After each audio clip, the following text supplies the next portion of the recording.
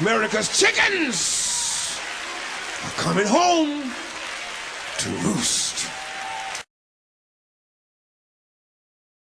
Every public service of worship I have heard about so far in the wake of the American tragedy has had in its prayers and in its preachments sympathy and compassion for those who were killed and for their families, and God's guidance upon the selected presidents and our war machine as they do what they do and what they gotta do. Payback. There was a move in Psalm 137 from thoughts of paying tithes to thoughts of paying back. A move, if you will, from worship to war. A move, in other words, from the worship of the God of creation to war against those whom God created. And I want you to notice very carefully the next move. One of the reasons this psalm is rarely read in its entirety, because it is a move that spotlights the insanity of the cycle of violence and the cycle of hatred. Look at the verse. Look at verse 9. Look at verse 9. Happy shall they be who take your little ones and dash them against the rocks.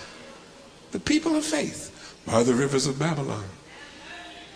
How should we sing the Lord's song if I forget thee, O Jerusalem? The people of faith have moved from the hatred of armed enemies, these soldiers who captured the king, those soldiers who slaughtered his sons and put his eyes out, the soldiers who sacked the city, burned their towns, burned the temple, burned their towers. They have moved from the hatred for armed enemies to the hatred of unarmed innocents. The babies, the babies. Blessed are they who dash your baby's brains against a rock. And that, my beloved, is a dangerous place to be. Yet, that is where the people of faith are in 551 BC, and that is where far too many people of faith are in 2001 AD.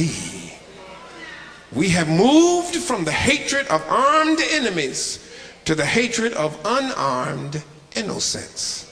We want revenge, we want paybacks, and we don't care who gets hurt in the process.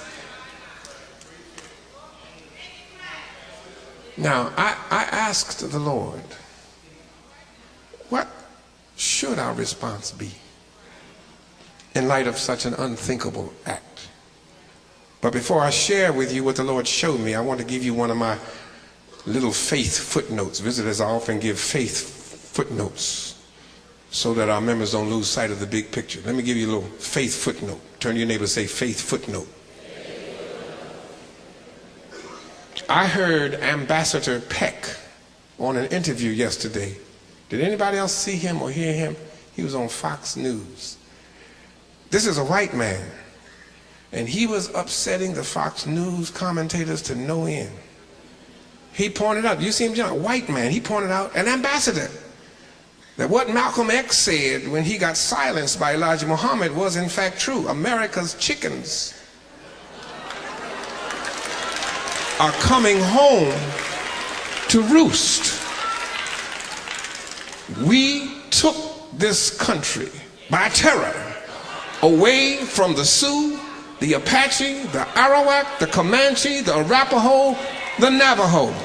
Terrorism. We took Africans from their country to build our way of ease and kept them enslaved and living in fear. Terrorism.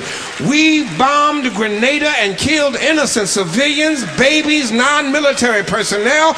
We bombed the black civilian community of Panama with stealth bombers and killed unarmed teenagers and toddlers, pregnant mothers and hard-working fathers. We bombed Gaddafi's home and killed his child. Blessed are they who bash your children's head against a rock. We bombed Iraq. We killed unarmed civilians trying to make a living. We bombed a plant in Sudan to pay back for the attack on our embassy, killed hundreds of hard-working people, mothers and fathers who left home to go that day not knowing that they never get back home. We bombed Hiroshima, we bombed Nagasaki, and we nuked far more than the thousands in New York and the Pentagon, and we never batted an eye.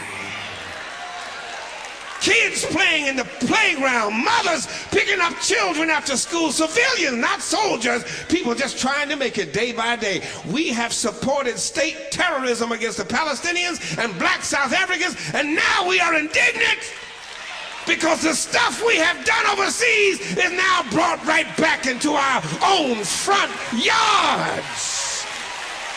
America's chickens are coming home to roost. Violence begets violence. Hatred begets hatred. And terrorism begets terrorism. A white ambassador said that, y'all, not a black militant. Not a reverend who preaches about racism. An ambassador whose eyes are wide open and who's trying to get us to wake up and move away from this dangerous precipice upon which we are now poised. The ambassador said the people that we are wounded don't have the military capability we have, but they do have individuals who are willing to die and to take thousands with them, and we need to come to grips with that. Let me stop my faith footnote right there and ask you to think about that over the next few weeks if God grants us that many days. Turn back to your neighbor and say, footnote is over. Now, come on back to my question to the Lord. What should our response be right now in light of such an unthinkable act? I asked the Lord that question Tuesday, Wednesday, Thursday, and Friday. I was stuck in Newark, New Jersey.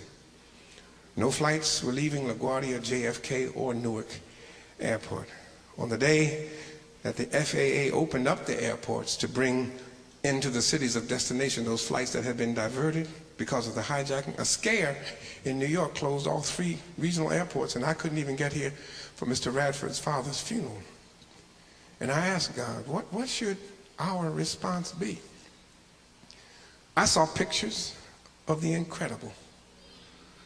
People jumping from 110th floor. People jumping from the roof because the stairwells and the elevators above 89th floor were gone, no more. Black people jumping to a certain death. People holding hands, jumping.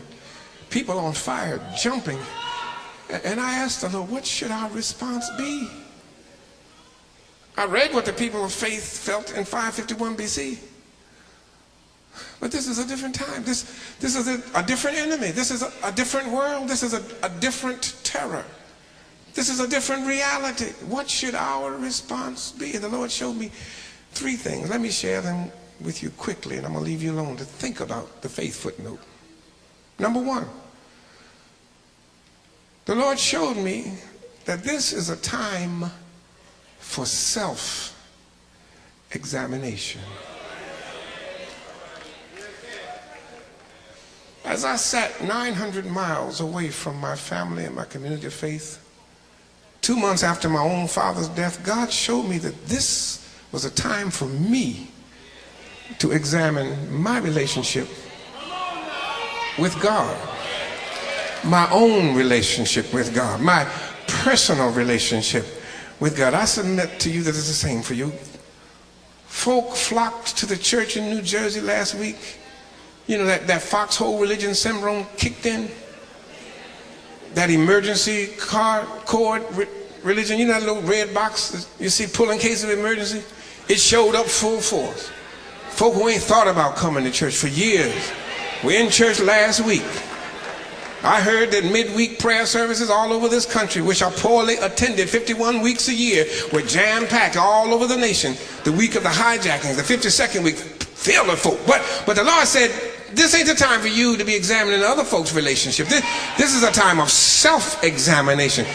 The Lord said to me, how is our relationship doing, Jeremiah? How often do you talk to me personally? How often do you let me talk to you privately? How much time do you spend trying to get right with me, or do you spend all your time trying to get other folk right? This is a time for me to examine my own relationship with God. Is it real or is it fake? Is it forever or is it for show? Is it something that you do for the sake of the public, or is it something that you do for the sake of eternity? This is a time to examine my own, and a time for you to examine your own relationship with God. Self-examination.